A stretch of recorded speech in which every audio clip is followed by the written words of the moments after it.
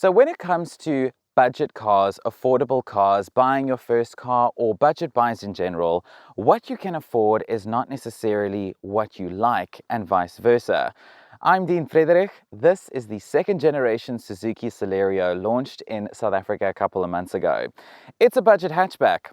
Can you afford it and like it at the same time? Let's find out.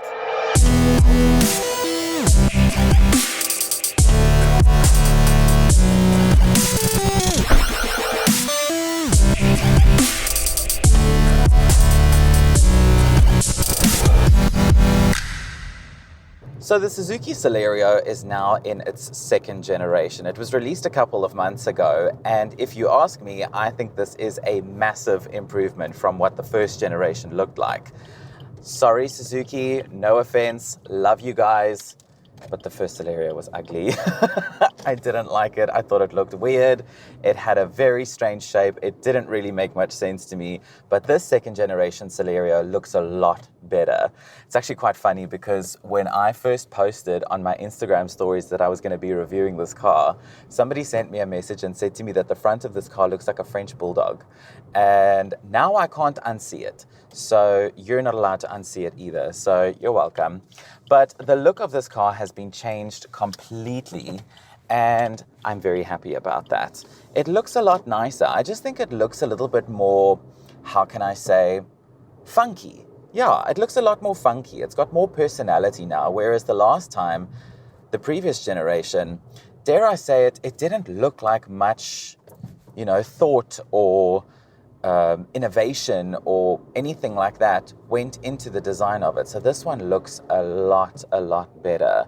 I'm in the GL manual, which is the middle of the range Celerio. So you got three models, the GA, the GL, this one in manual, and then you get the GL in an AMT, which is an automated manual transmission.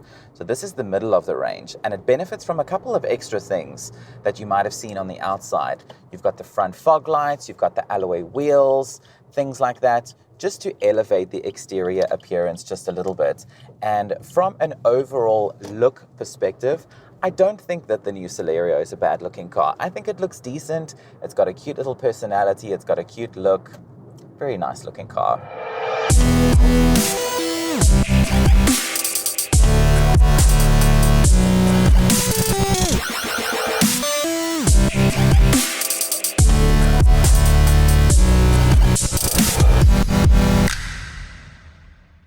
So in terms of what the new second generation Suzuki Celerio offers you, it's very much a value for money situation. And I like that because, with budget buys in South Africa, it's nice to see that they are now also offering, stuff that you would normally find on cars much more expensive than this, in terms of safety, in terms of spec.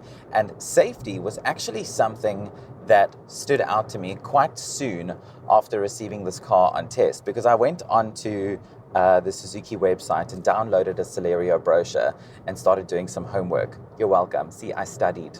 And I was like, okay, let's see. What does this car offer you for this price?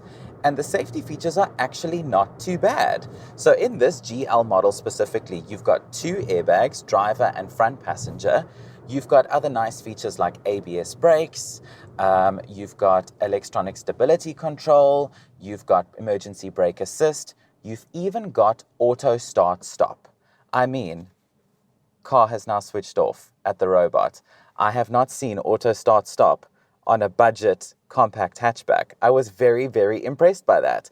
It's not too intrusive. It works quick enough for my liking. I know that I said in my previous video I wasn't very happy with how slowly the auto start stop worked on the Haval. But on this one, on the Celerio, there we go. Switched back on again, off we go. I like that. I think that's so cool. An auto start stop on a little budget hatchback. What a funky little touch. If you don't like it though, you can switch it off. There is a button over here down on the right hand side where you can switch it off. And in terms of overall spec and features, you are sorted. You're taken care of. You've got this really awesome little touchscreen infotainment system, which does offer you Bluetooth connection, onboard computer, smartphone integration, all the nice features that we've come to expect from cars of today. And I like that. It's a nice touch. You've got your window controls over here on the middle of the dash, not on your doors, and the same with your rear electric windows as well, over here, down here in the middle, which is okay, not the end of the world. You've still got the electric windows, whether the switch is here or here or here or here or here or whatever. You've still got them, so it's still nice that you have them. And you even have multifunction steering. How lekker, how cool. The value for money aspect really starts to come through very, very quickly with this car, because if I'm not mistaken, and I'm pretty sure that I'm right, the Renault Kwid does not have multifunction steering, and that is another budget hatch in this segment. So the Suzuki Celerio does have a couple of feathers in its cap, and it's cool. It's nice to see that you've got these kinds of cars at this price point that offer you such fun little features that you normally get on more expensive cars.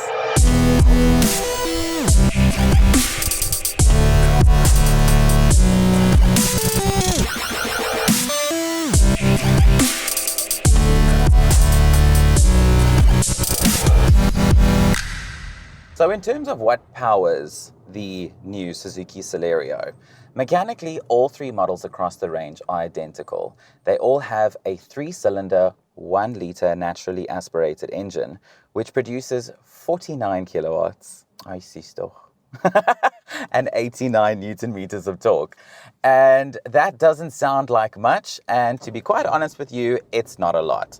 But when you consider that this is a car with a curb weight of 830 kilograms, your power to weight ratio is actually very good. It doesn't really take all that much to get this car going. So your little 3-cylinder 1-liter works perfectly in this car. I'm driving the GL manual, as I said, and I've had absolutely no issues with it. I know I have said in a couple of previous videos that I am an automatic snob, but every now and then I suppose it is nice to go back to my manual roots.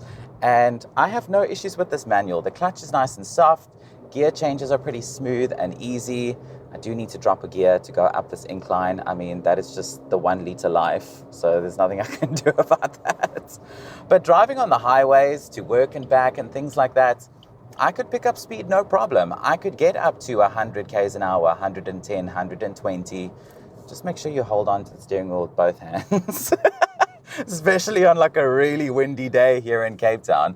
But in terms of power, it's not a problem. I really don't have any complaints. This is a small little compact budget hatch, so you're not gonna expect it to be a speed racer. You're not expecting it to like shoot off the line and just fly away, you know? You just need something that gets you going comfortably and can take you there without feeling like you're strangling the car to get more power out of it. And you don't really feel that way with the Celerio. Fuel consumption on this car is quoted at 4.4 liters per 100 kilometers, which is crazy. That is so low.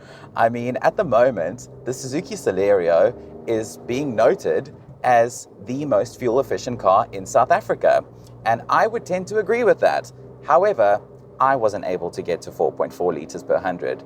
That's not the car's fault, though, because in the neighborhood that I live in, I've got to go up some pretty serious inclines to get to my street and to get to my house. So the fact that the fuel consumption was higher than what was quoted, that's not the car's fault. That's just my driving conditions. So far, I have managed to get to 5.4 liters per 100 Ks. Nothing against this car, it's just my driving conditions. And when I received this car, I received it on a full tank. And that was just under a week ago. And this is a 35-liter fuel tank. I've driven 400 kilometers. 400 kilometers on 35 liters. I mean, petrol price increase for who? How nice is that? 400 Ks on a 35-liter tank. Get in. So economy, definitely something to note with the Celerio. And I mean, everybody knows it as well. On social media, we all know that the Celerio is currently the most fuel-efficient car in South Africa, and I've now experienced that for myself.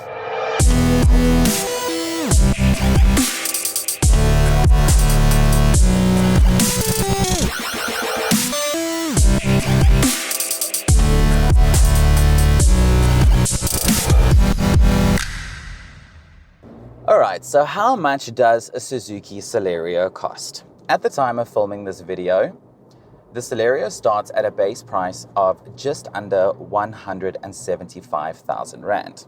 That is for the GA, which is the base model in the range.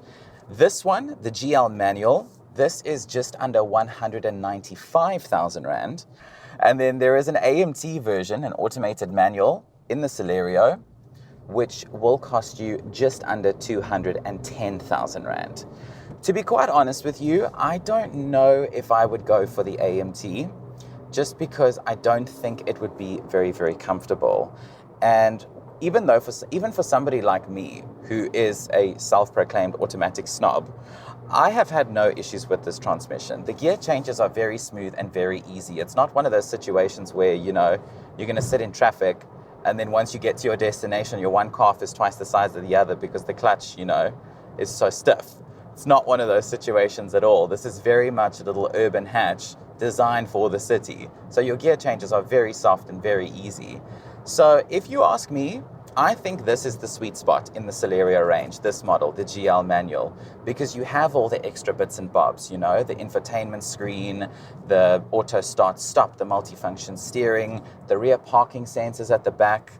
I mean, as if this car wasn't easy enough to park, as small as it is, you've got parking sensors to make it even easier to park. So this, to me, is the sweet spot in the range.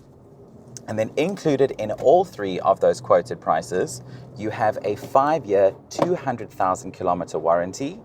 You have a 2-year, 30,000 kilometer service plan. And then you also have a 6-year anti-corrosion warranty as well. If I'm not mistaken, according to Suzuki's brochure, the anti-corrosion warranty was 6 years. And that's nice, especially for, our coastal towns in South Africa, like us here down in Cape Town, living by the sea. We do run the risk of our cars rusting a lot quicker than people in, say, like Joburg or Bloem or, all those kinds of places. So it's nice that we have those anti-corrosion warranties, especially for us coastal folks. And how that compares to its competition is, it's an interesting comparison, because if you compare, for example, the Celerio to the Quid, which is one of the more popular cars in this segment, let's be honest, Quids are all over South Africa's roads. Also, very, very good value for money. It's not that hard to understand why Quids sell. The package is very attractive, just like it is on a Celerio.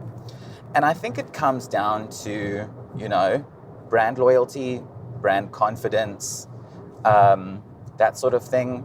One thing I will say, last time I drove a Renault Quid was quite a while ago, in my defense. But I do find that the engine and things like that on this is ever so slightly quieter, ever so slightly more refined, if I can call it that. And I like that. So I think if it was me, if I was in the market for a budget hatch and I had to choose between a Celerio or a Quid, I think I might go for this one. And I'm not biased because I've driven both of them. Granted, last time I drove a Quid was a good couple of years ago, and they have since been facelifted, so it could have been improved. So I could be corrected, but from my experience, I do think that this does offer just a little something extra, just a couple of extra bits and bobs that makes it feel nicer, a slightly quieter driving experience that makes this feel just a little bit more attractive. And by the way, while we're driving over these bumps, not too bad.